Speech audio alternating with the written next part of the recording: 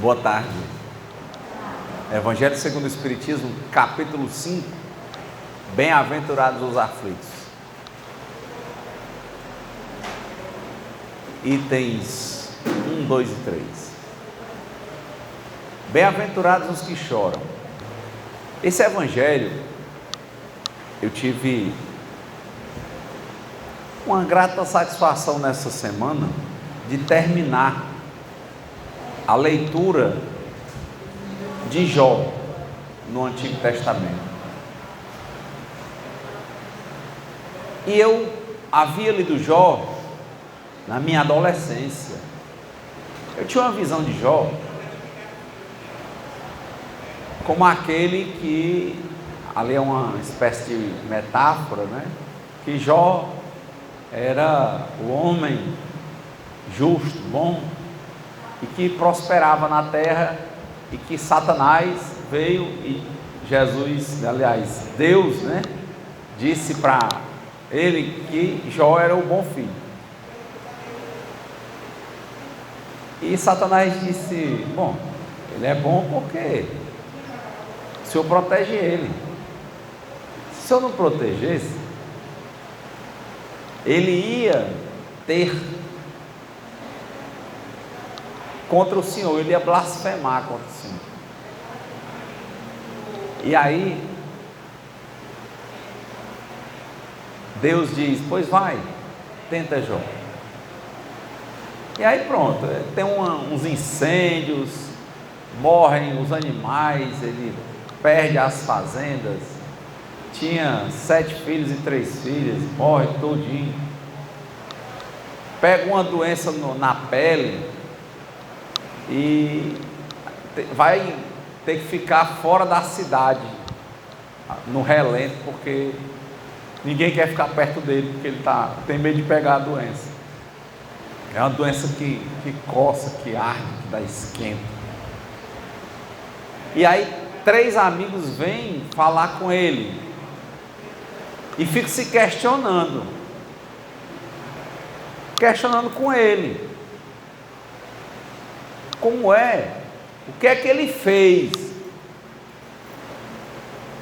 Como é que um homem justo, se ele diz que é justo, estava passando por tanta provação? E Jó rebate um por um, dizendo que é justo. Que é justo, que é justo, que é justo.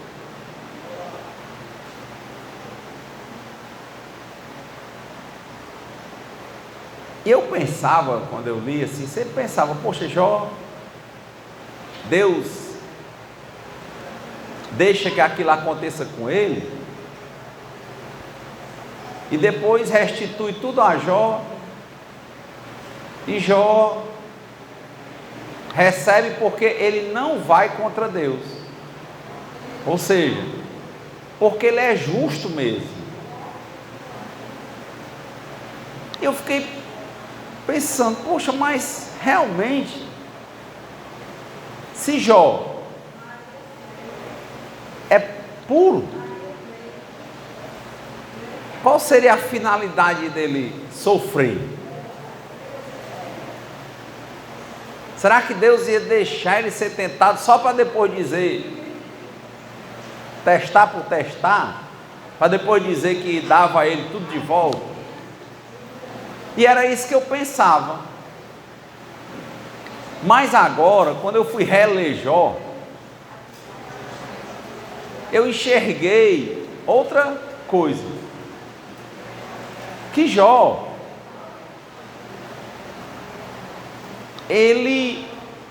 o modo dele responder,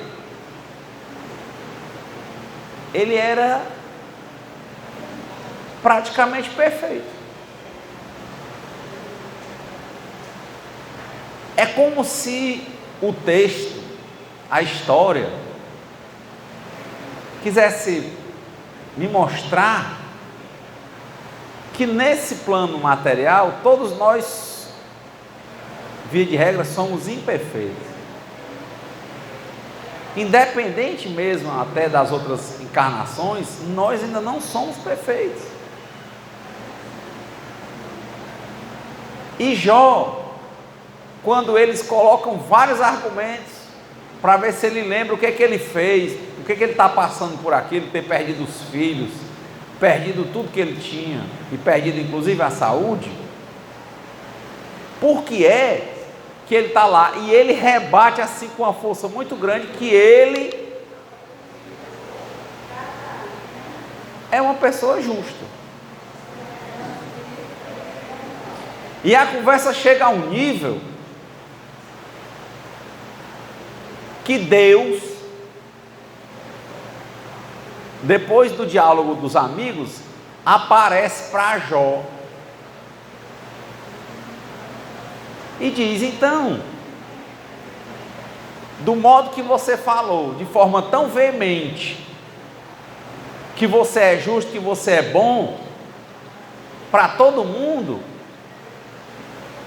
e está lhe acontecendo algo ruim, então é porque você, Jó,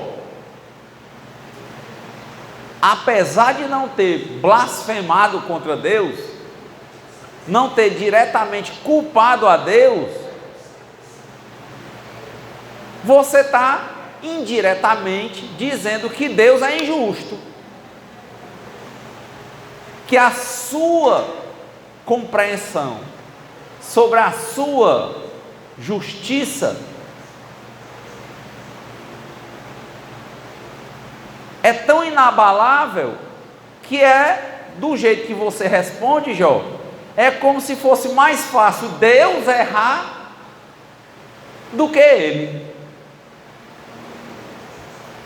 E aí, como antigamente dizia aqui, cai a ficha em Jó na hora, que ele só faz uma pergunta: então você questiona a minha sabedoria, o meu julgamento? Se você questiona, então é porque você não me acha um bom julgador. Então o bom julgador é você. A ficha em Jó caiu na hora quando Deus fez a pergunta para ele. Diz: pois me desculpe, eu me calo. Aí Deus vai e restitui tudo a Jó. Aí eu comecei a entender. Jó era uma pessoa justa, devoto, mas ele era vaidoso pela condição de bom que ele tinha. Independentemente dos bens materiais,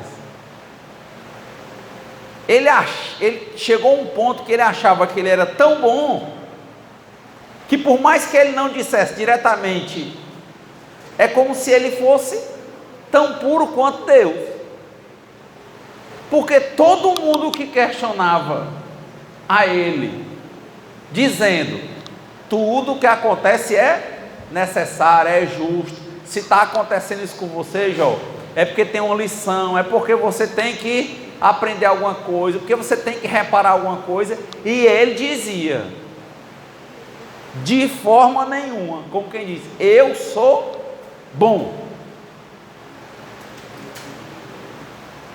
E aí Deus diz: bom, chegou o tempo em que acontecem as coisas com você, você se revolta, de modo que você é bom, alguém tem que ser o ruim nessa história. Sou eu? Deus pergunta para ele. Quer dizer, ele para e entende que do jeito que ele estava agindo é como se todo mundo tivesse defeito, mas ele não. Ou seja, ele estava se achando um homem bom. Quando lá na frente, anos depois, Jesus, que foi o prospecto do melhor que dizem que Deus mandou para nós, quando chamaram bom mestre, ele diz: bom é Deus. Olha aí, casando Jesus com Jó, bom é Deus. E Jó não dizia: eu sou melhor do que Deus, ele não disse isso, mas os argumentos dele todos era que Ele era tão bom que nada de ruim podia acontecer com ele. Então, se acontecer algo de ruim, qual era a conclusão? Se tudo está no governo de Deus, é porque Deus é ruim. E aí, me deu esse insight. Jesus não aceitou ser chamado de bom, e Jó não aceitava ser chamado de ruim. Era como se Jó fosse, para ele mesmo, branco como a neve. E é porque ali nem se falava de reencarnação, que seria mais fácil explicar, né? Mas era o que causou aquele impacto é que, de fato, ele não blasfema diretamente contra Deus, mas ele não consegue encontrar um defeito nele. E aí eu me pergunto, será que conosco, quando a gente se revolta com alguma coisa que não acontece como a gente quer, será que a gente também não está questionando a justiça de Deus? E será que se a gente está questionando a justiça de Deus com essa atitude, apesar de a gente não dizer, Deus, isso é injusto, mas a gente fica com raiva, a gente fica de birra, de cara ruim, chorando, depressão, tristeza, mágoa. A atitude não condiz, a gente não esculhamba, como diz aqui Deus, mas a gente age sem aceitar os desígnios de Deus. E quando a gente age, a gente está fazendo o que Jó estava fazendo, e todo mundo diz assim, pobreza de Jó, que é a pobreza, né, que perdeu as fazendas, perdeu 7 filhos, 3 filhas, e pegou uma doença que não podia ficar dentro da cidade. Aí a pessoa, pobreza de Jó é perder tudo de material. Aí eu começo a ver, pobreza de Jó é uma pobreza espiritual. Por quê? Porque um homem imperfeito, vendo coisas difíceis acontecendo, ele não ataca diretamente a Deus, mas ele não consegue enxergar nele, na conduta dele, em hipótese nenhuma que ele pode ter falhado. E os argumentos dele são tão vorazes que são capazes de levar qualquer um a pensar que se ele é tão bom e acontece coisa ruim, se Deus manda no universo, que ele crê em Deus, é porque Deus é ruim. Ele nem pensa que aquele modo dele de se portar está colocando ele como se ele fosse Deus, que ele não é, porque se ele fosse, ele não tinha permitido que aquilo que aconteceu com ele tivesse acontecido. Ali mostra que ele deveria ter humildade e aceitar a vontade de Deus, seja feita a vossa vontade antes da nossa, assim na terra como no céu. Prova que ele não aceita, por mais que ele não blasfeme, que ele não esculhambe, mas ele não aceita. E o modo dele de não aceitar é dizer que ele é bom.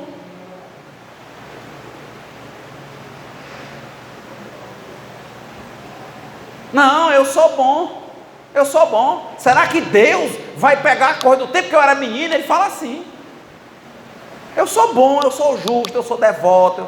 Então pronto. Qual a conclusão que os colegas talvez fossem pensar?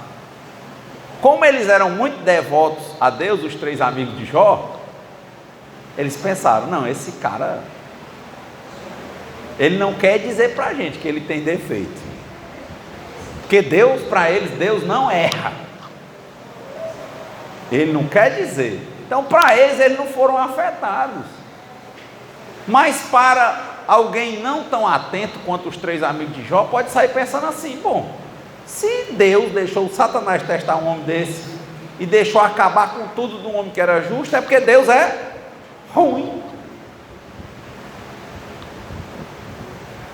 Então, posso estar muito equivocado na minha leitura de Jó dessa semana, mas eu fiquei assim, poxa, É isso. E Jó entendeu. Quando Deus teve que aparecer para ele, questionou a ele, disse: então, você questiona o meu julgamento? Aí ele,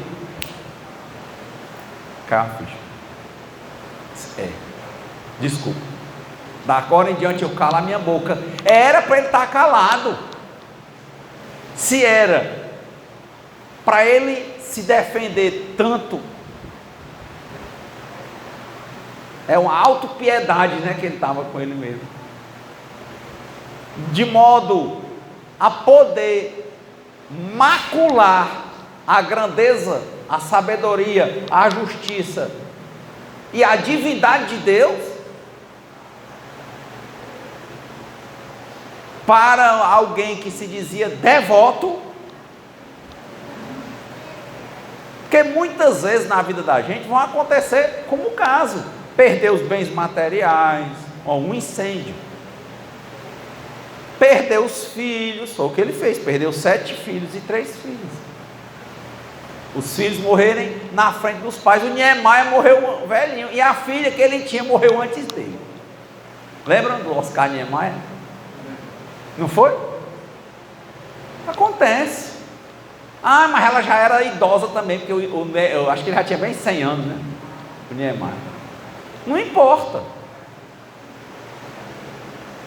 Para o pai ou para a mãe que ama o filho ou a filha, perder dói muito. Tanto que ele não foi lá, ele não foi. O Niemeia não foi para o enterro da filha, né? Mas não foi isso que aconteceu? Mas aconteceu.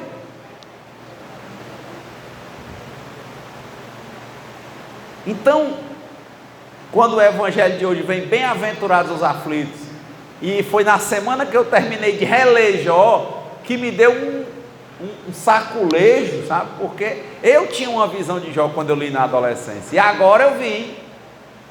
Jó se achava bom. Aí eu pensei, por que Jesus rejeitou na hora quando disseram: bom mestre? Ele disse: bom é Deus. Por quê? Porque Jó foi o cara que centenas de anos se portou como se ele fosse melhor do que Deus, porque ele não errava e Deus era capaz. Ele não diz, mas era, porque ele, do jeito que ele fala da bondade dele, só pode ser porque Deus é capaz de errar. Errou com ele. Ele não diz. Ele não diz. Olha a arte da palavra, sabe? É a arte que a gente tem quando a gente não esculhamba a Deus quando está com raiva, mas a atitude de ficar com raiva das coisas, ficar revoltado, deprimido, não conseguir se desvencilhar da tristeza, da ira, é uma forma indireta de dizer que é melhor do que Deus, no sentido de que não pode passar por aquilo, não tem nada a aprender com aquela aflição, e que Deus errou no julgamento dele.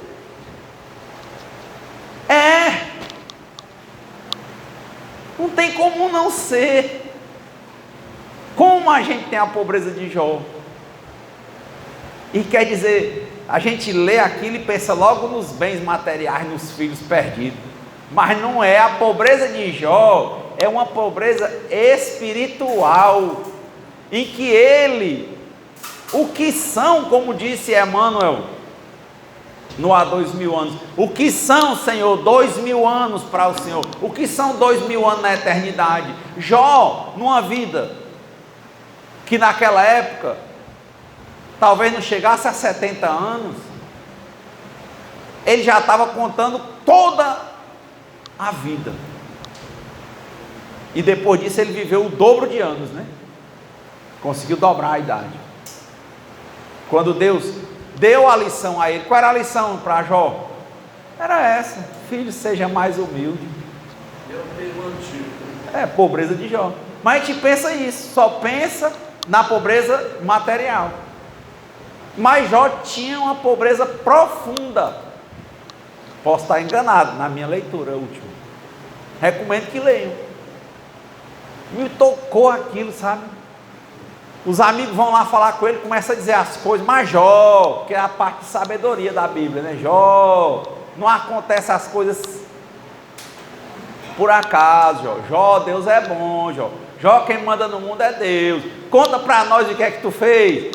Eu não fiz nada, eu não fiz, eu sou bom, eu sou justo, eu sou isso, eu sou... Jó, cada um que vinha, mais raiva ele tinha, porque o cara perdeu tudo, doente. Ainda vem os caras, como diz aqui no Ceará, né? Frescar, né? O cara está lá, perdeu as fazendas, perdeu os filhos, perdeu a saúde, ninguém quer ficar perto dele, está na porta da cidade, aí vem os caras, ei, mas por que tu está passando por isso? O cara, mas rapaz, agora eu arranjei a mãe dos meus pintos mesmo, não é assim que a gente diz aqui, né? O que vocês têm nada com isso? Vocês deviam ter ficado em casa, o que vocês vêm conversar comigo aqui, querer saber? Eu sou bom. Jó, fala a verdade, Jó. Tu fez alguma coisa, mano. Porque Deus não é brincadeira não, Jó. Deus quer te ensinar alguma coisa com esse negócio. Não pode, eu sou justo, eu sou bom. Sou bom, sou bom, sou bom, sou bom. E vamos embora, porque vocês estão acabando o pouco de paz que eu tinha, vocês... Na minha cabeça, sou bom. Interessantíssimo. Quando abre o Evangelho diz, bem-aventurados os aflitos. Quando a gente vê os antigos religiosos orientais, como no taoísmo, falar do yin e o yang, né? Que a vida tem momentos, na dualidade da vida, tem momentos de alegria e momentos de dificuldade. Na alegria eu não posso ficar eufórico, porque vizinha a euforia vem a depressão, né? Aquele negócio sai chutando tudo, acabar, fica doido, não posso. Nem na alegria eu posso ficar eufórico, nem na tristeza eu posso me desesperar e entrar em depressão. Eu tenho que manter o equilíbrio e saber que a vida é uma escola, que vão acontecer alegrias e dificuldades, prazeres e dores, juventude e velhice, saúde e doença, fases com dor e fases sem dor. Veja, eu tive aqui há 2 meses com a coluna fraturada. Na hora que ela fraturou, doeu. Hoje é uma fase sem dor. Mas acontece nas mínimas coisas a presença de Deus para me ensinar algo, porque Deus tem uma forma estranha para a gente de falar conosco, porque é uma forma que muitas vezes o nosso coração, a nossa mente estão fechados para escutar. Aí Ele usa de outros meios, como a dor,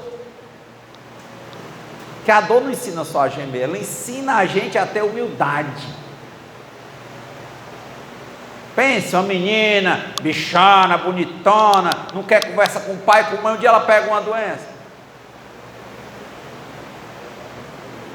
Conheço um caso, de vários casos. Uma menina, há muitos anos, muito bonitinha, saindo da adolescência, foi na casa de um conhecido meu. Ele é muito tradicional, sabe? Hoje ele tem 82 anos. Na época ele devia ter seus 40 anos. E essa menina muito bonitinha, vindo do interior, queria ir para o Rio de Janeiro e não sei o quê. E foi para ir para o Rio, passou pela casa do tio aqui em Fortaleza. E ele não estava se dando, porque ela roupa curta, não sei o que, não é isso? E ele falava e elas ficaram com ódio, era ela e uma irmã do tio. Ai, porque o tio não deixa nós sair, porque essas roupas isso, porque aquilo, que é que tem, se eu sou bonito é para mostrar, se não sei o que, uma marra medonha. Enfim, foram embora, Rio de Janeiro. Embora, a vida passando, começa a mandar foto, arranjou um namorado rico, estava bem, mais andava, ele mais velho, ela mais se expunha, sabe? Gostava muito de se expor.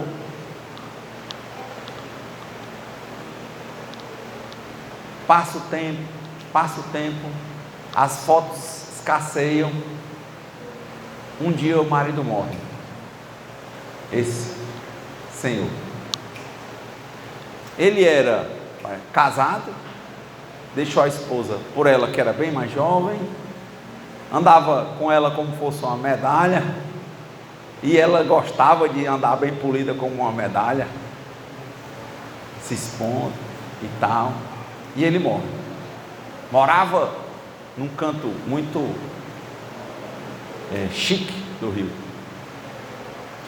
Quando ele estava morrendo, falou para ela, pediu perdão e disse que ele tinha HIV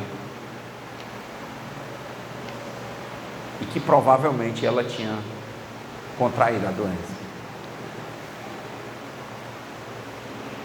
Verdade. E morreu. E aí ela foi ver essas questões dos bens, né? Ele era casado, as coisas que ela usufruía eram dele, não eram dela. E aí ela não ficou com nada, só com a doença. E a família também não teve uma boa aceitação com ela, né? E aí ela volta, bem pro caminho, para a casa do tio, agora bem vestida, porque o HIV ele destrói a imunidade da pessoa, né? É o vírus da imunodeficiência.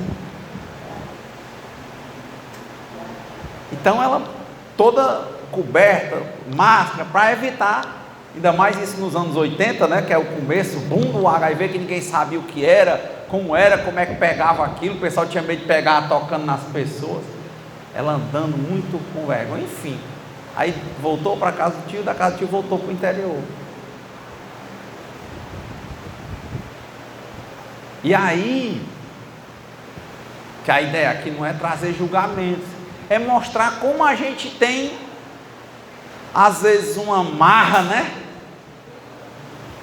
Mas quando está num auge, esquece que a vida vai trazer para a gente problemas. É o que o Buda disse: dor, velhice, doença e morte são verdades absolutas. As nossas e as dos outros.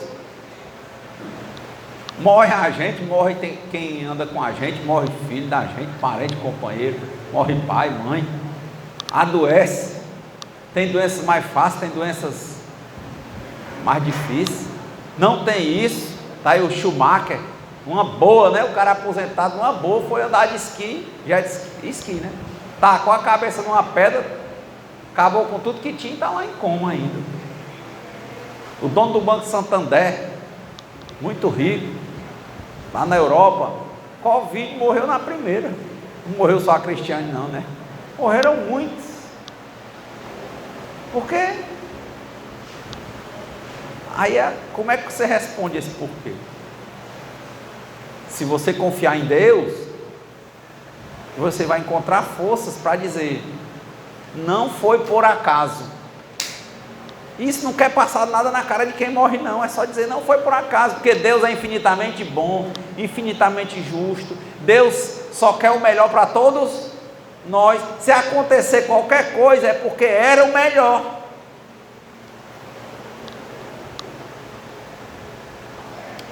Para quê? Para aquela pessoa e para quem está sabendo dessas histórias, aprender muitas coisas. É aí que está o Evangelho. Bem-aventurados os aflitos. A justiça das aflições é a vida de oscilações. Eu estar falando aqui, aí um tempo eu ficar com uma rouquidão que não tem porquê, pode muito bem ser depois que a pessoa fica sem falar e não fala nunca mais. E aí, como é que eu vou me importar se isso acontecer?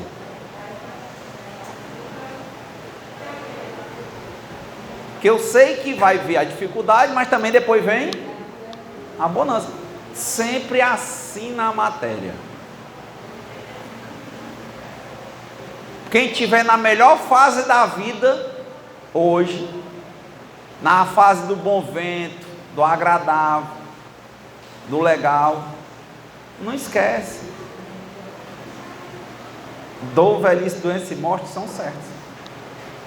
E quem está passando por dor, velhice, doença e morte, também saiba, tudo passa. Também vai passar. É isso. É a lição da virada de página. Nem a gente pode, de novo, ficar marrudo na alegria e nem desesperado na tristeza. Andar com tranquilidade. Eu tenho analisado essa semana uns tipos de revoltas mais comuns em mim. E eu percebi. Eu tenho muita inquietação com relação ao tempo. E desse tempo de vida que eu tenho, eu fico apressado, né? Ou eu estou achando que as coisas não estão andando na velocidade que eu queria, aí fico ansioso. Aí essa semana eu programei fazer várias coisas e eu consegui, mas não consegui com facilidade. Apareceram muitos contratempos e me veio uma ideia depois de ler essa história de Jó. Renato, o tempo é de Deus, não é seu. Renato, se você ficar com raiva do tempo, e se você acredita em Deus, compreendendo que você não é Deus, você está agindo como quem quer ser Deus, e você não é. Você está agindo como quem quer ser justo, puro, branco como a neve. E você sabe, Renato, você não é. Você tem muita coisa ainda, meu filho, a aprender, Renato. Calma. Esse tempo que você está brigando é tempo que Deus está usando para te ensinar. Você vai ficar com raiva porque está aprendendo. Repete, Renato. O tempo não é meu. O tempo é de Deus. O tempo não é seu. Aí Renato, o tempo não é seu. Eu queria me impacientar e vir aquela coisa. O tempo não é seu. Aí aconteceu isso, vá fazer o que Deus mandou você fazer. É como você está apressado, aí vai sair quando chegar ali e furar o pneu do carro. Você está apressado, vai sair, aí perde o avião. Aí lembra das histórias, né? Teve um cara naquela banda Mamonas Assassinas que não entrou no avião, ó, e isso foi só quem não morreu. No Chapecoense, de vários que morreram e outros que não, teve gente que não foi, perdeu o voo e não morreu, nem ficou quebrado. Renato, o tempo é de Deus. Mais uma vez foi reafirmado para mim. Toda vez que eu me revoltar, que eu me impacientar, por mais que de boca eu diga que eu não sou blasfemo contra Deus, a minha atitude fala mais do que as minhas palavras. Renato, então tu acha que a gente deve ser sereno, tranquilo? Eu acho.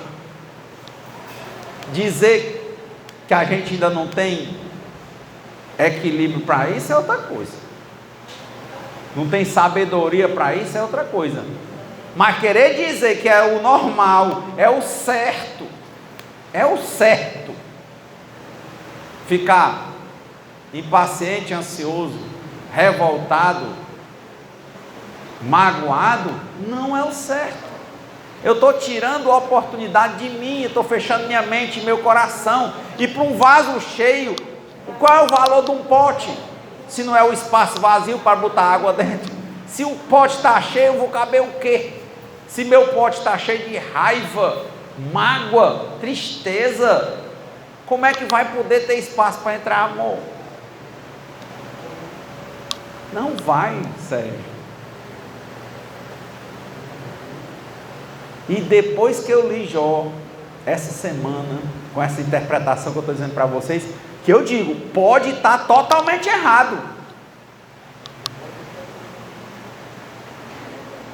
Por isso que eu acho, leiam. Mas me serviu como um espelho, principalmente quando é com relação ao tempo.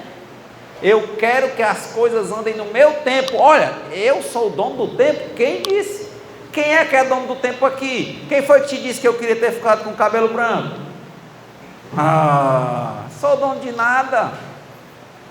Mas eu estou dizendo, mas quando eu me porto como se eu fosse. O que vale mais? As palavras ou as atitudes, gente? Então, que adianta, ai meu Deus, amar a Deus, rezar a Deus, mas se o tempo não acontece como eu quero, eu sou Deus, eu quero brigar com Deus, eu só posso estar brigando com Deus, não tem outro não. Eu estou querendo pior, eu estou querendo enganar a Deus, que a minha atitude é de querer ser Deus, e não respeitar a Deus, não respeitar o tempo de Deus, e eu ficar dizendo a Deus que não é nada com Ele. É sim. Então, eu tenho começado a fazer isso. Tem um livro psicografado pelo Chico Xavier, que tem até em audiolivro, que eu baixei, no celular, que eu fico sempre reescutando, chama-se Calma.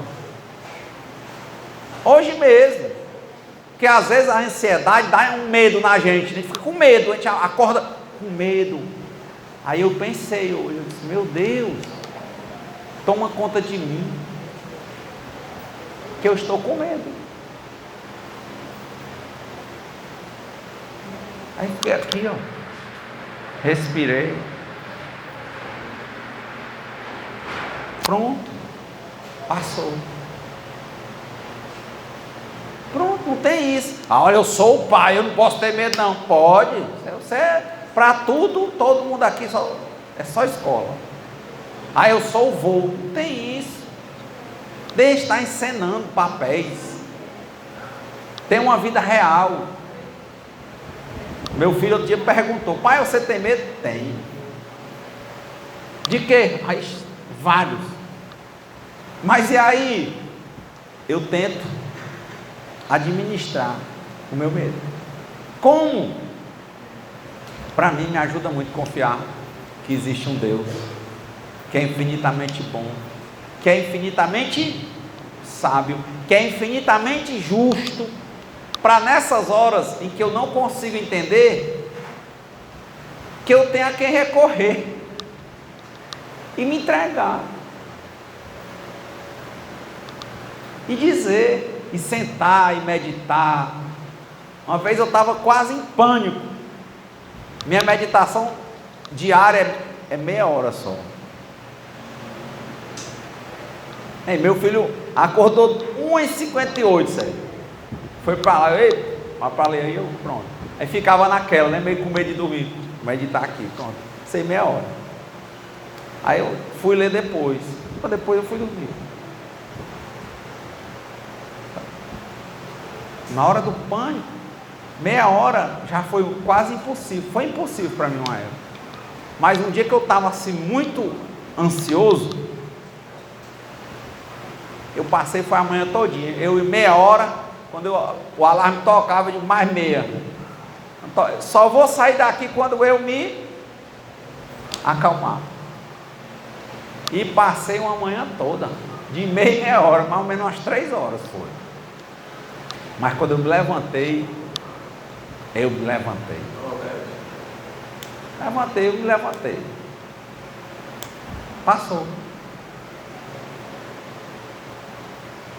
Eu vou me agarrar em quê? Vou correr para fazer o quê? Beber, usar droga, buscar algum relacionamento doentio? Se eu estou com um problema interno dentro de mim, eu tenho que me resolver. E para o meu caso, que mesmo limitado eu creio em Deus, aí em quem é que eu posso me fiar senão nele? E quem melhor para ser meu escudo? Por isso que eu disse, um colega meu disse assim, eu não acredito em Deus. Eu disse, eu faço é te admirar. Renato, como é que você faz? Deus admira uma pessoa que não acredita. Pai, por quê? Eu muitas vezes por dia eu recorro a Deus.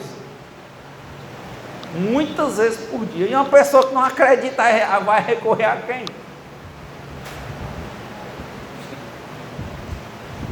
Crer em Deus é uma bênção. Crer em Deus, ter a quem recorrer, alguém que está, se você estiver internado, ele está com você, se você estiver em coma, ele está com você, se você estiver na lama, ele está com você, se você tiver sido enterrado vivo, ele está lá com você. E se você não acredita que tem ninguém com você?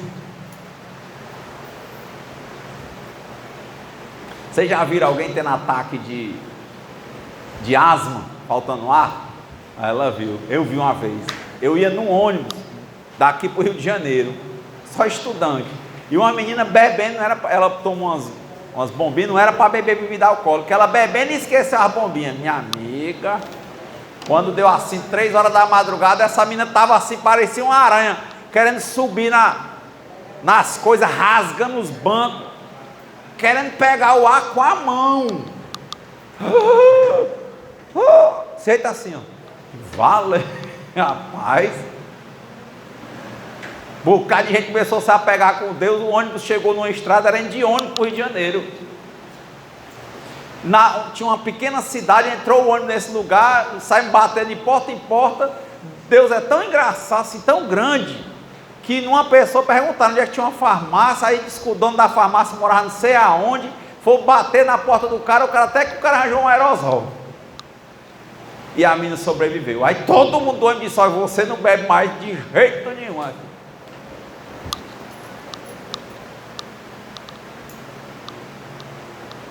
É isso. Você não acredita? Querer rasgar, pegar os problemas do tempo, por exemplo, com as unhas. É quem não acredita em Deus. Parece com isso, né? Pensou? Você está com uma doença, você vive andando no meio da rua, bebendo, não sei o que, aí pega um tempo desse de uma Covid que não podia sair. Gente que descobriu que estava viajando aí, descobriu que estava com Covid, e o pessoal internava a pessoa aqueles dias dentro de quarentena, dentro de um quarto de hotel. 15 dias, 15 noites sem sair. E pagando. E sem poder. Deus chama a gente para conversar. A aflição, gente, muitas vezes é isso. Uma vez eu fui para uma oração lá no Hospital das Clínicas com os evangélicos, sabe? Aí o pastor ia lá, me convidaram, eu fui só para olhar. Eu achei tão interessante, o pastor disse para uma pessoa que Deus ficava procurando falar com a gente várias vezes, mas a gente ficava dizendo que não tinha tempo. Aí às vezes a gente ficava dizendo, como quem diz para Deus, Deus quer falar com a gente, ele diz, não, peraí, fim de semana, não, hoje não, que eu estou trabalhando, viu? Amanhã, e esse amanhã para Deus não chega. Aí Deus vai e diz, o teu problema é tempo. Aí ele vai dar um desemprego à pessoa. O pastor disse, você pega um desemprego é porque Deus estava querendo falar com você e você não vinha. Ele pegou agora e disse, agora? Aí vai para onde? Pai, agora, não estou trabalhando, não tem nem para onde eu ir.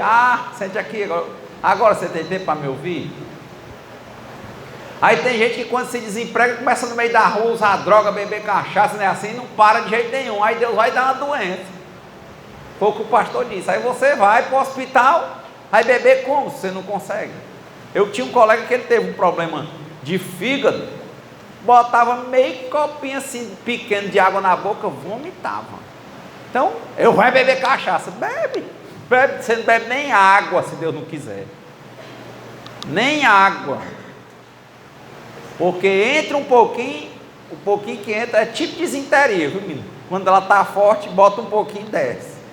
Problema no fígado, valendo, bota um pouquinho na boca, vai. A pessoa diz, pô, eu vou beber cachaça. Vai nada, se Deus não quiser. Vai nada. Aí o pastor disse, Deus me bota bem aqui e diz, agora você pode me escutar?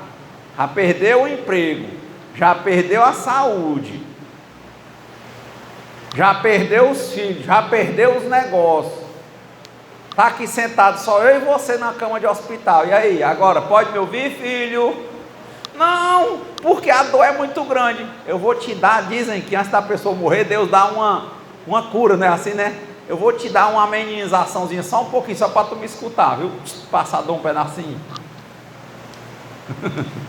Restauração. Agora vai me ouvir o que é mais você quer fazer? Eu vou dar 10 minutos sem dor, pra você me ouvir.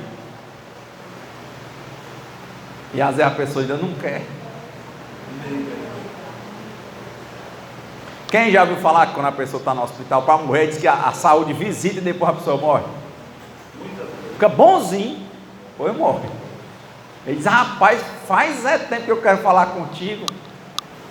Primeiro era o trabalho, te tirei o trabalho, eu te já de todo jeito. Arranjava um trabalho melhor, tu não me ouvia. Eram os filhos, aí foram embora ou morreram. Era a casa, perdeu a casa. Era a empresa, perdeu a empresa, já perdeu tudo. Era a saúde, não tem mais. Era ficar andando para cima e para baixo, doente não anda. Pronto, me escuta, rapaz, né?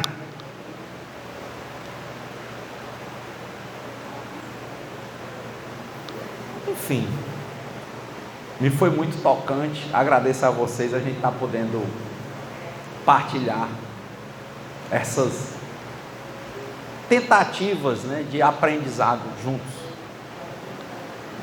Que nós possamos, sim, reacender essa chama, esse fluido cósmico universal que está dentro de nós. Que Deus, a gente enxergue na energia da vida de Deus. Os Jedi diziam, era a força, né?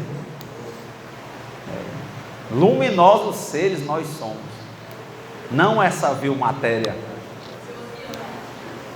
A força cria tudo, faz crescer, dá vida. É assim que o mestre Yoda dizia para o jovem Luke Skywalker. E é isso. Que Deus esteja nessa chama, a gente enxerga essa energia, a gente entenda que está aqui para aprender, que a nossa vida na matéria não vai ser de estabilidade. Estabilidade na matéria não existe, existe oscilação.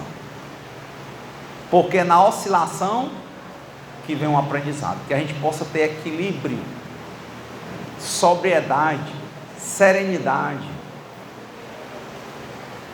Para isso, não tenhamos dúvida.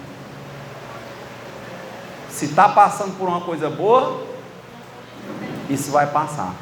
Se está passando por uma coisa ruim, isso vai passar. E sempre assim.